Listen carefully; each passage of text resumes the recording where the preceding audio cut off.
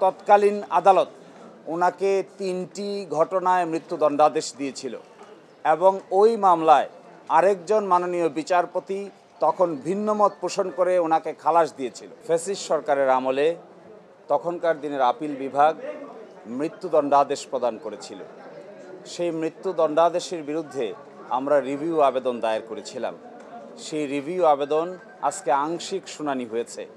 আগামীকালকে সকালবেলা আবার টপমোস্ট আইটেম হিসেবে শুনানি হবে। আজকে প্রাথমিকভাবে কথোপকথনের এক পর্যায়ে মাননীয় আপিল বিভাগ সন্তুষ্ট হয়ে আমাদের কাছে এডিশনাল গ্রাউন্ড চেয়েছেন, কোন কোন গ্রাউন্ডে রিভিউ করা হবে। তার জন্য আমরা 60টি গ্রাউন্ড তৈরি করা হয়েছিল আগেই। এই 60টি গ্রাউন্ডের কপিও আজকে আদালতে জমা দেওয়া হয়েছে এবং এই গ্রাউন্ডেই লিভ হবে কি হবে না এই মর্মে আগামীকালকে সকালে শুনানি হবে এবং শুনানি অন্তে আদালত পরবর্তী আদেশ প্রদান করবেন। মূলত তৎকালীন আদালত ওনাকে 3টি ঘটনায় মৃত্যুদণ্ডাদেশ দিয়েছিল এবং ওই মামলায় আরেকজন মাননীয় বিচারপতি তখন ভিন্নমত পোষণ করে ওনাকে খালাস দিয়েছিল এবং এই বিষয়গুলোও এই রিভিউ আবেদনে উঠে এসেছে।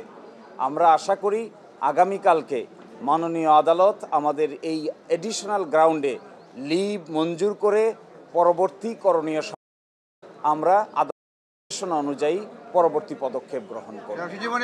প্রথাগত আন্তর্জাতিক আইন এবং আন্তর্জাতিক আইন নিয়ে একটা প্রশ্ন তুলেছে, কি বলেছে? যে এখানে মূল প্রশ্ন উঠেছে যে কাস্টমারি ইন্টারন্যাশনাল ল বা প্রথাগত আন্তর্জাতিক আইন বাংলাদেশের যুদ্ধাপরাধ ট্রাইব্যুনালের ক্ষেত্রে প্রযোজ্য হবে না মর্মে অতীতের আদালত বলেছেন। এটাই আজকে রিভিউ হচ্ছে যে এই যে আন্তর্জাতিক আদালতের আইন এখানে প্রযোজ্য হবে না এই কথা বলে যে রায় দেওয়া হয়েছে শুধু জনাব এটিএম আজহারের ক্ষেত্রে নয়, জনাব কাদের মোল্লা সহ জনাব মতিউর রহমান নিজামী, জনাব কামরুজ্জামান এবং অন্যান্য আলী হাসান মোহাম্মদ মুজাহিদ, জনাব মীর কাশেম আলী সকলের ক্ষেত্রেই এই যে আন্তর্জাতিক আইনের প্রথাগত বিধান প্রযোজ্য নয় মর্মে রায় দিয়েছে। আজকে যে রিভিউ পিটিশনের আলোচনা উঠেছে সেখানে উঠেছে অতীতের সবগুলো রায় এই যে একটি ফাইন্ডিং তারা দিল এবং এই মানুষগুলোকে মৃত্যুদণ্ড দিয়ে এক্সিকিউট করা হলো।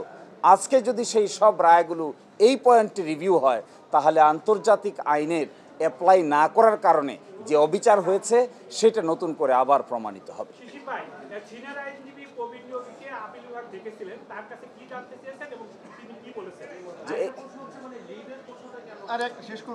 এটা জানতে চেয়েছেন। আপনারা জানেন যে আপিলটি হয়েছিল, এটি যুদ্ধাপরাধ ট্রাইব্যুনালের রায়ের বিরুদ্ধে সরাসরি আপিল দায়ের করা হয়েছিল।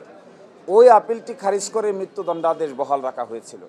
এখন এসে প্রশ্ন করা হয়েছে যে এই আপিলের বিরুদ্ধে যে রিভিউটি দায়ের করা হয়েছে এখানে কোনো লিভ গ্রান্ট করতে হবে আগে নাকি সরাসরি রিভিউ পিটিশনটি অ্যালাউ করতে পারবে। এই প্রশ্নে সিনিয়র আইনজীবী জনাব প্রবীণ নিয়োগীর মতামত নিয়েছেন। জনাব প্রবীণ নিয়োগী বলেছেন যে লিভ গ্রান্ট করার অতীতের অভিজ্ঞতা আছে।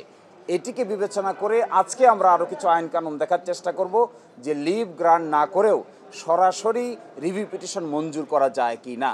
আগামীকালকে সকালে এই আইনের বিধানগুলোও মাননীয় আদালতের সামনে উপযুক্ত পন্থায় দায়ের করা হবে।